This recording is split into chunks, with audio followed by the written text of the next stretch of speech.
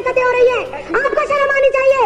अगर किसी बेटी के साथ अत्याचार होता है और उसके खिलाफ कोई प्रोटेस्ट करता है तो आपकी दिल्ली पुलिस उसको उठा के जेल में डालती है। शर्म आनी चाहिए, डूब के मर जाना चाहिए आप लोगों को।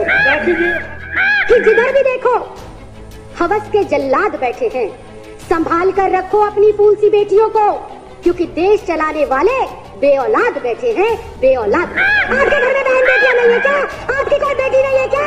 आप किसी के बेटे बाप नहीं है क्या? आप किसी के भाई नहीं है क्या? शर्म आनी चाहिए, डूब कर मर जाना चाहिए आप लोगों को। उसी प्रकार देश के गृह मंत्री, जो कि बीजेपी के राष्ट्रीय अध्यक्ष भी हैं, श्री अमित शाह जी, उनके पास अंधेरी काली रात में सरकार बनाने का पूरा समय है, उनके पास विधायक खरीदने का समय है, लेकिन देश की बेटियों की सुरक्षा सुनिश्चित हो, देश की सुरक्षा सुनिश्चित हो, इसके लिए देश के सुरक्षा गृह मंत्री के पास समय नहीं है। एनसीआरबी की रिपोर्ट के मुताबिक हर 3 मिनट के अंदर देश के किसी न किसी राज्य में, किसी न किसी शहर में, किसी न किसी गांव में, बस्ती में, हर 3 मिनट में कोई ना कोई बच्ची, महिला, बुजुर्ग रेप का शिकार होती है। लेकिन दुर्भाग्यवश स्थिति ये है कि ना तो देश की महिला बाल विकास मंत्री के पास अपराधियों के खिलाफ कार्रवाई करने का समय है, ना पीड़िता के परिवार से मिलने का समय है। उसी कड़ी में देश के प्रधानमंत्री जी के भी पास बड़े बड़े स्पोर्ट्स पर्सन हो या अभिनेता हो, उनके साथ फोटो खिंचाने का समय है, उनकी शादियां अटेंड करने का समय है, लेकिन देश की बेटियों पर हो रहे अत्याचार, उनकी सुरक्षा, उनकी जिम्मेदारियों को लेकर देश के प्रधानमंत्री के पास टाइम नहीं है।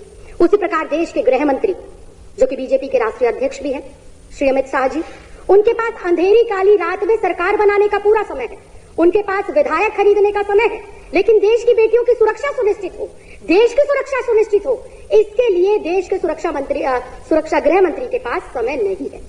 ऐसे में ये कहना बिल्कुल भी गलत नहीं होगा अध्यक्ष जी कि जिधर भी देखो हवस के जल्लाद बैठे हैं, संभाल कर रखो अपनी फूल सी बेटियों को, क्योंकि देश चलाने वाले बेऔलाद बैठे हैं, बेऔलाद बैठे हैं। बिल्कुल चिंता नहीं है। आज देश में महिला सुरक्षा पे तो महिला सुरक्षा बेतुकी बातें हैं, महिला सुरक्षा बेतुकी बातें लगी आपको, बेटियों की सुरक्षा आपको बेतुकी बातें लगती है। अध्यक्ष इनका शब्द निकलवाए, आप पहले कार्रवाई से बेतुका शब्द निकलवाए। मैं आपको शर्म आनी चाहिए, केंद्र में आप बैठे और बेटियों के साथ ऐसी हरकतें हो रही है, आपको शर्म आनी चाहिए। अगर किसी बेटी के साथ अत्याचार होता है और उसके खिलाफ कोई प्रोटेस्ट करता है तो आपकी दिल्ली पुलिस उसको उठा के जेल में डालती है। शर्म आनी चाहिए, डूब के मर जाना चाहिए आप लोगों को। ऊपर से कह रहे हैं बेतुका बोल रहे हैं, शर्म नहीं आती विजेंद्र गुप्ता जी? आपके घर में बहन बेटियां नहीं है क्या? आपकी कोई बेटी नहीं है क्या? आप किसी के बेटे बाप नहीं है क्या? आप किसी के भाई नहीं है क्या? शर्म आनी चाहिए, डूब कर मर जाना चाहिए आप लोगों को। प्लीज माननीय सदस्यगण, प्लीज कंटिन्यू। अध्यक्ष जी, मैं दोबारा इस बात को दोहराऊंगी, जिधर भी देखो हवस के जल्लाद बैठे हैं, संभाल कर रखो अपनी फूल सी बेटियों को, क्योंकि देश चलाने वाले बेऔलाद बैठे हैं, बेऔलाद। अध्यक्ष जी, आए दिन चाहे छोटी बच्ची, चाहे 27 साल की डॉक्टर हो, चाहे 56 साल की बुजुर्ग महिला हो, हर कोई हवस का शिकार बन रहा है, हर कोई रेप का शिकार बन रहा है। लेकिन सियासत में बैठे इन सियासतदानों को कोई फर्क ही नहीं पड़ता। कोई फूल सी बच्ची को नोच ले, कोई युवा बेटी को जिंदा जला दे, कोई बुजुर्ग महिला को नोच डाले, लेकिन इन सियासतदानों को फर्क नहीं पड़ता। ऐसे में सवाल उठता है कि देश जा किस ओर रहा है? देश की ये 50% जो आबादी है, इसको सुरक्षा मिलेगी कैसे? ये बड़ा सवाल है। और अध्यक्ष जी, देश की इन बेटियों को, देश की इन महिलाओं को, देश की इस आधी आबादी को सुरक्षा जब मिलेगी जब केंद्र में बैठी हुई सरकार की मानसिकता बेटियों के सम्मान में हो, जब केंद्र में बैठी हुई सरकार की जो सोच है वो महिलाओं को सम्मान देने की हो। लेकिन आज अध्यक्ष जी, बड़े ही दुख के साथ कहना पड़ रहा है कि दुर्भाग्यवश देश के केंद्र में ऐसी सरकार बैठी है जो आए दिन महिलाओं पर हो रहे अत्याचार और कुकर्म में खुद लिप्त पाई जाती है। इसके मैं पुख्ता उदाहरण पेश करती हूँ। आज इन सदन पटल के ऊपर उन्नाव रेप केस, आरोपी कुलदीप कुमार सेंगर, बीजेपी का विधायक, पहला उदाहरण। दूसरा उदाहरण, आसिफा 8 साल की मासूम बच्ची, कठुआ जम्मू का केस, इसमें भी आरोपी बीजेपी के नेता पाए जाते हैं। शाहजहांपुर यूपी का केस, चिन्मयानंद स्वामी एक बेटी को ब्लैकमेल कर रहा था, विवस्त्र होकर उससे मालिश कराता था। कौन है वो आदमी? वो है पूर्व गृह राज्य मंत्री बीजेपी की सरकार का। और स्वयं बहुत दुख के साथ कहना चाहती हूँ, स्वयं देश के प्रधानमंत्री पाए गए बेटियों की सुरक्षा जो है जासूसी कराते हुए। स्वयं इस देश का गृह मंत्री नामजद तड़ीपार रह चुका है।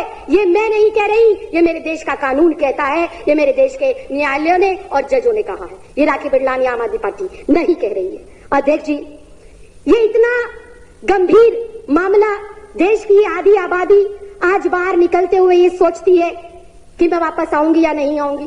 आज हमारे माँ बाप, हमारे भाई बहन, हमारे रिश्तेदार, जब मेरी जैसी बेटियां अपने काम पर पढ़ने के लिए, लिखने के लिए जाती हैं, तो पता नहीं होता कि किस स्थिति, किस परिस्थिति में वो बेटी वापस आएगी। कंक्लूड करिए। बिल्कुल अध्यक्ष जी। अध्यक्ष जी, बुधवार 27 नवंबर की रात को दिल दहलाने वाला घटना हैदराबाद के अंदर हुआ। एक 27 वर्षीय डॉक्टर का स्कूटी खराब होता है और उसको मदद के बहाने 4 लोग घेर लेते हैं और उसके साथ गैंगरेप होता है, उसे जला दिया जाता है। इतनी हृदय विदारक घटना अध्यक्ष जी, मेरे मुंह से शब्द नहीं निकल पा रहे, क्योंकि मैं स्वयं भी एक लड़की हूं और कभी कभी किचन में खाना बनाने का मौका मिलता है। गलती से गरम कढ़ाई को छू लेते हैं अध्यक्ष जी, तो अगले 2 दिन तक उंगली दर्द करती है। उस बेटी को जब जलाया गया होगा अध्यक्ष जी, हमारी जैसी बेटियों की आत्मा कैसे आज कुलमला रही है, आप समझ भी नहीं सकते। और ये सामने बैठे हुए बीजेपी के लोग कहते हैं कि किस तरह की बेहुदगी की जा रही है। अध्यक्ष जी, इसके खिलाफ कोई ना कोई कार्रवाई जरूर होनी चाहिए।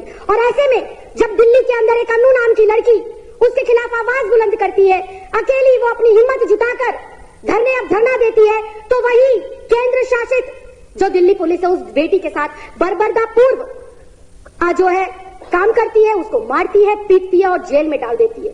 तभी उसका संज्ञान लेते हुए दिल्ली महिला आयोग की अध्यक्ष जाती है और उसकी मदद करती है।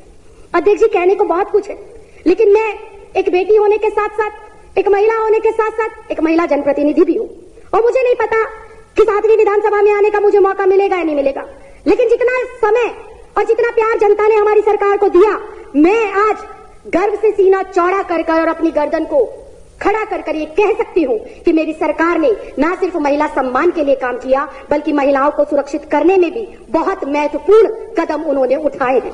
मैं उम्मीद करूंगी कि देश में आज जो स्थिति है वो स्थिति भविष्य में ना हो, इसके लिए आज हर एक बेटी को जागना होगा, हर परिवार के सदस्य को जागना होगा और उखाड़ कर फेंकना होगा ऐसी मानसिकता के नेताओं को जो मानसिकता वो महिलाओं के विरोध में रखते हैं और जो उनकी मानसिकता महिला विरोधी झलकती है। आपने मुझे इस अति महत्वपूर्ण मुद्दे पर बोलने का मौका दिया, बहुत बहुत धन्यवाद, बहुत बहुत आभार।